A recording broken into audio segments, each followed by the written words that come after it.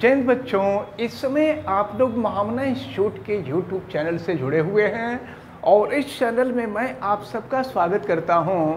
आज हम लोग class 12 mathematics Hindi medium NCERT book के चैप्टर 4 सारणिक यानी डिटर्मिनेंट्स के प्रश्नावली 4.6 के क्वेश्चंस को देखने जा रहे हैं।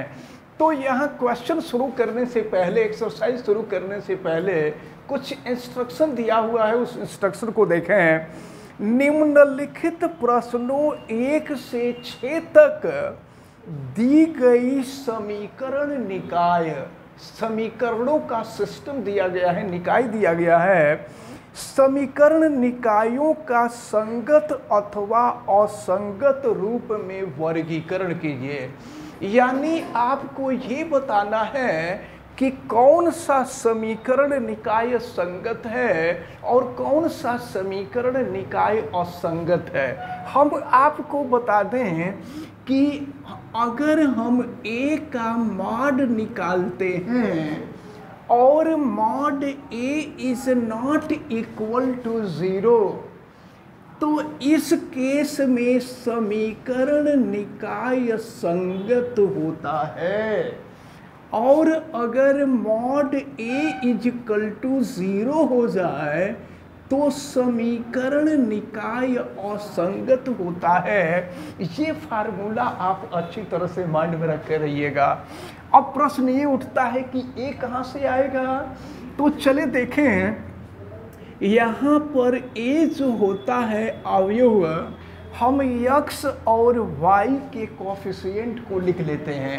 देखिए, पहले में x का कोफिशिएंट 1 है, y का कोफिशिएंट 2 है। दूसरे में x का कोफिशिएंट 2 है, y का कोफिशिएंट 3 है। तो यही a का मान होता है। और इसके बाद हम आपको बता दें कि x का मान कभी चेंज नहीं होता है। यहाँ पर कैपिटल X हो तो x का मान कभी चेंज नहीं होता है।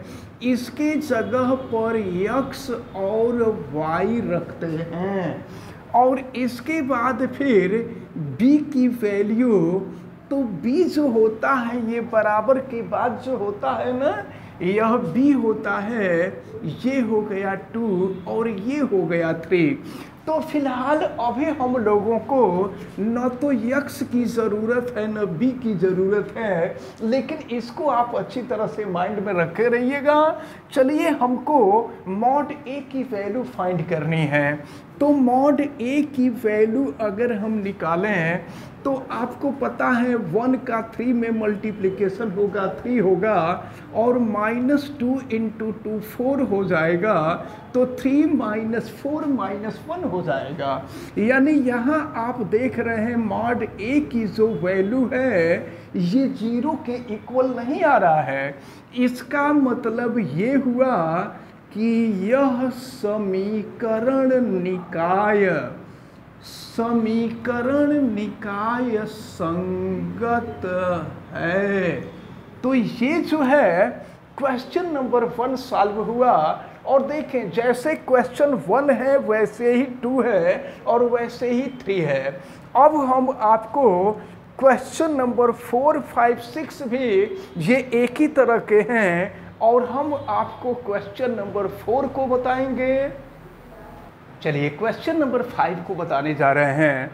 क्वेश्चन नंबर 5 में दिया हुआ है 3x - y - 2z = 2 और यहाँ देखिए 2y - z। यहाँ देखें x वाला टर्म नहीं दिया है। तो x वाला टर्म नहीं दिया है तो इसको हम अपने मन से 0x कर सकते हैं। तो ये सेकंड हो गया। अब इसके बाद थर्ड में देखिए 3x - 5y और यहाँ z वाला टर्म नहीं दिया है तो यहाँ पे हम 0z कर सकते हैं। ये इक्वेशन 1 है, ये इक्वेशन 2 है और ये इक्वेशन नंबर 3 है। अब देखिए, तो यहाँ पर a की वैल्यू क्या होगी, तो a की जो वैल्यू होगी, देखें x y z के कोफिशिएंट को हम लिख देते हैं। तो 3 हो गया, -1 हो गया, -2 हो गया, 0 हो गया, 2 हो गया, -1 हो गया, 3 हो गया, -5 हो गया, और फिर ये 0 हो गया। और x की जो वैल्यू है, देखिए x का मान यहाँ पर ये x y z, अब यहाँ तीनों है, तो x का जो मान होगा वो x y z होगा, और b की जो वैल्यू होगी जो बराबर के बाद आता है वो b का मान होगा, यानी 2 होगा, -1 होगा और 3 होगा। तो चलिए फिलहाल यहाँ x और b से हमें कोई मतलब नहीं है, हमको मतलब है a से। तो अब हम लोग a का मॉड निकालेंगे। देखिए मॉड निकाल रहे हैं 3, और फिर देखें ये 3 वाले रो और कॉलम को छोड़ देंगे, 2 इंटू 0 0 हो जाएगा, -5 इंटू -5, यानी ये 5 हो जाएगा। इसके बाद -1, और फिर -1 वाले कॉलम और रो को छोड़ देंगे, फिर 0 -1 और 3 0 बचेगा। बीच वाले में मल्टीप्लिकेशन रिवर्स होता है, तो 3 में -1 का मल्टीप्लाई करेंगे, -3 हो जाएगा, फिर ये हो जाएगा 0, और फिर लास्ट में हम आएंगे -2, तो -2 वाले कॉलम और रो को छोड़ देंगे, और फिर यहाँ मल्टीप्लिकेशन करेंगे, तो ये 0 हो जाएगा और माइनस हो जाएगा 6।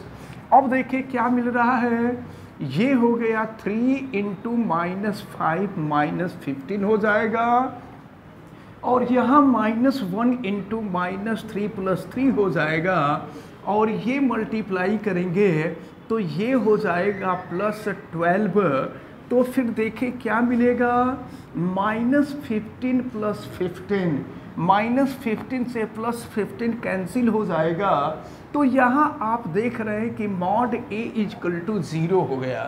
तो जब मॉड a की वैल्यू 0 होती है तो समीकरण निकाय असंगत होता है। तो यहाँ लिख दिया जाएगा, अतः समीकरण निकाय, अतः समीकरण निकाय असंगत है। तो अब इस तरह से ये जो क्वेश्चन नंबर 5 सॉल्व हुआ है, अब इसी तरह से क्वेश्चन नंबर 4 और 6 को भी सॉल्व कर लेंगे। अब हम आपको, तो अब हम लोग क्वेश्चन नंबर 7 को देखते हैं। क्वेश्चन नंबर 7 से पहले भी इंस्ट्रक्शन दिया हुआ है, उसको देख लेते हैं।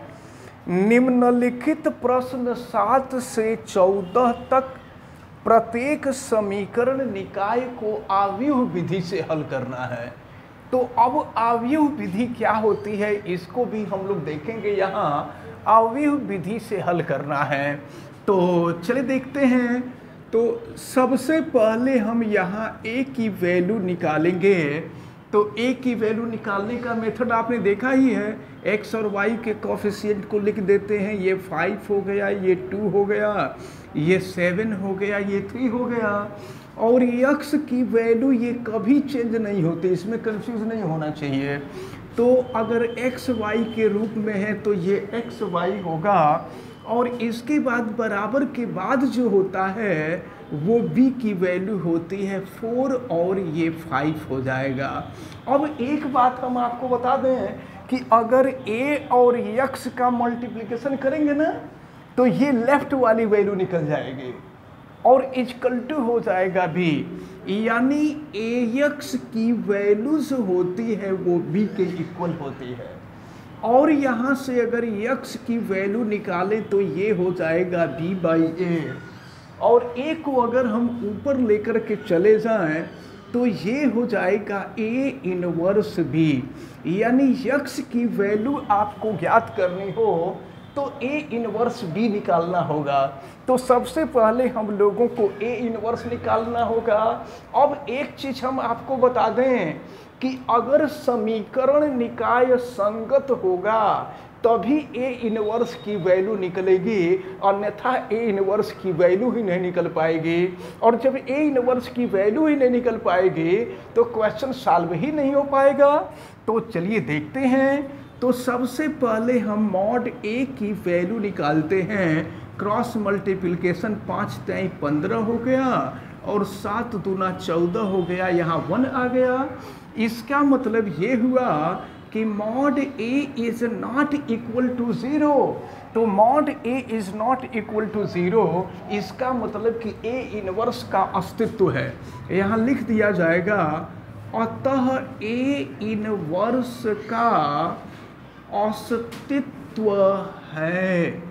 अब हम लोग इसको सॉल्व करेंगे, चलिए देखते हैं।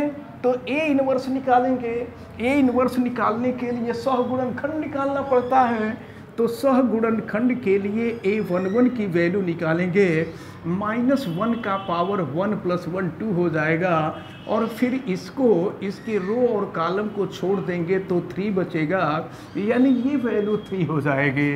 अब इसके बाद हम लोग A12 की वैल्यू निकालेंगे, -1 का पावर 1 + 2 3 हो जाएगा, फिर इसके कॉलम और रो को छोड़ देंगे 7 बचेगा, यानी ये -7 हो जाएगा सॉल्व करेंगे तो।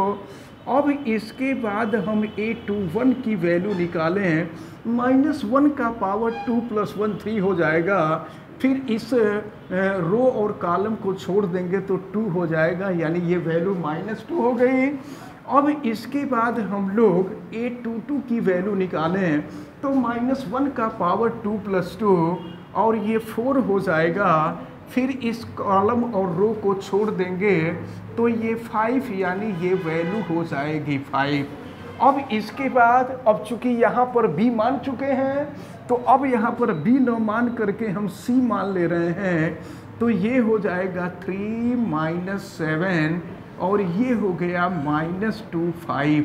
अब यहाँ पर एडजॉइंट निकालेंगे, तो अब देखें एडजॉइंट A = हो जाएगा C', तो C का हम लोग ट्रांसपोज मैट्रिक्स निकाल लेते हैं, परिवर्त अवयव निकाल लेते हैं, तो ये हो जाएगा 3 - 2 और फिर ये हो जाएगा -7 और 5, ये निकला एडजॉइंट A।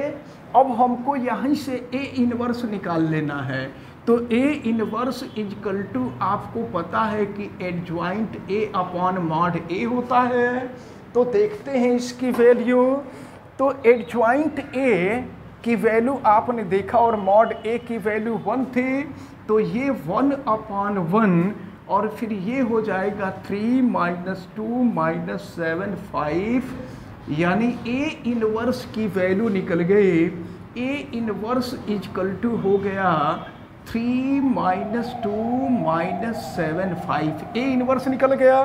तो अब देखिए A इनवर्स निकल गया, अब A इनवर्स × B की वैल्यू निकालनी होगी। चलिए हम यहीं पर A इनवर्स × B की वैल्यू निकालते हैं, तो A इनवर्स है 3 - 2 - 7 5 और B की वैल्यू आपने देखा है ये 4 और 5 है। चलिए अब हम लोग इसको सॉल्व करते हैं। A इनवर्स B = मल्टीप्लाई करते हैं, तो इसका इसमें होगा, तो ये 3 4 12 हो जाएगा और -2 5 10 हो जाएगा। फिर इसी तरह से दूसरे वाले का करें, तो ये हो जाएगा आपका -7 × 4, तो ये हो जाएगा -28 और फिर इसमें करेंगे तो ये हो जाएगा +25। अब इसको सॉल्व करते हैं, फिर देखते हैं ये वैल्यू मिलेगी आपको, ये 12 - 10 2 हो जाएगा और 25 - 28 - 3 हो जाएगा, तो ये A इनवर्स B की वैल्यू निकली। और आपको मालूम है कि A इनवर्स B की ही वैल्यू XY, देखिए A इनवर्स B की ही वैल्यू X के इक्वल होती है और X की जो वैल्यू है वो XY के इक्वल है। अब हम दोनों का कंपैरिजन कर देंगे, तो कंपैरिजन करेंगे तो X = 2 आ जाएगा और Y = -3 हो जाएगा। तो इस प्रकार ये हम लोगों का इस क्वेश्चन का सलूशन निकला।